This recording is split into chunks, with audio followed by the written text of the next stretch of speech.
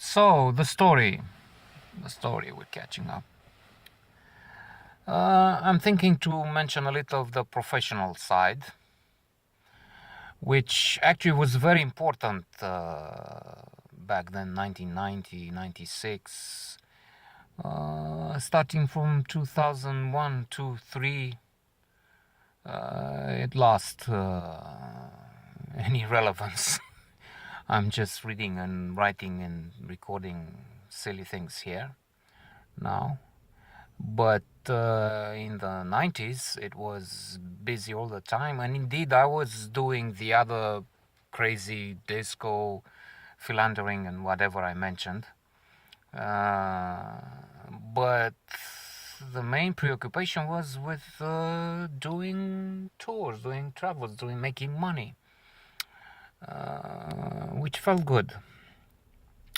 So it was something like this. I mentioned the experience with Radio Sweden and the other media outlets. That was good.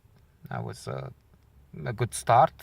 Some money invested in the business ideas of Socrate with Austria, the computer in Germany, going there with the doctor Ivan. Then we tried Budapest to get some job. We went to Turkey. I went to Turkey with Adrian once to get some gold to resell here with a profit. I don't remember making much money out of that. But in the words of Tal Ben Shahar from Harvard, learn to fail or fail to learn. And a good track was offered by, indeed, initially this working with the press. Working with the press happened mostly at the Intercontinental Hotel. This is where we met the journalists. This is where they had their base. And then from this, once in a while, they sent us in the field, me and Mihai. But in there, I met this woman who was doing the PR or something for the Intercontinental. She had, anyway, groups of her own. And we met, we laughed, had a sort of a rapport. And indeed, from that, she helped me. She gave me a few groups. Once they had the Galatasaray supporters playing against Steaua here. And we had to be the ones taking care of them. I remember going at the stadium, even if I support the rival team, Dinamo. I was there on Steaua, watching them play as a professional duty. Then that was sort of a culmination and the opportunity of a lifetime. They had at the Intercontinental a very special group. The Smithsonian Institute sent a group of a luxury package, a group of people who paid, I don't know, $10,000 or so for this tour they had on the Danube, with some trips in, I don't know, Serbia, wherever, and they had a leg in Bucharest, where I remember I was impressed. You couldn't offer them anything optional because the tour was so expensive. It was part of its appeal, part of the offer.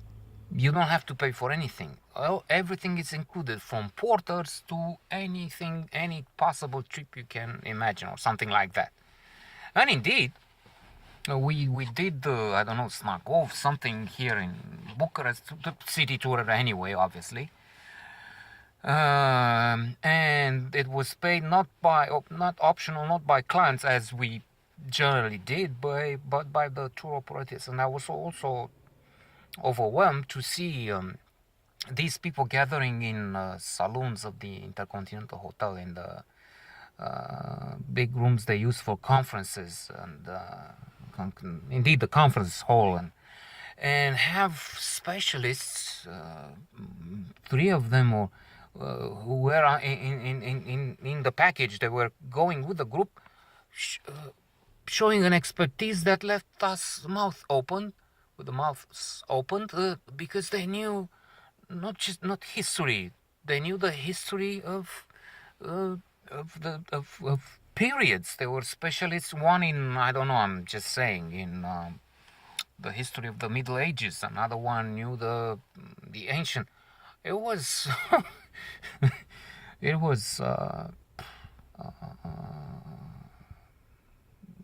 fantastic. Anyway, I met. For me, very important is the fact that I met within the group a gentleman who liked me a lot and said, "Look, I have a friend at the American embassy, and I like the way you communicate. I think you're a nice guy." He said he didn't know any better. Well, he was wrong, but because I'm not indeed a nice guy, but he thought that's what I perhaps projected, lied about. But he introduced me to Mr. Flowers at the American embassy, and I'm going to talk about that tomorrow.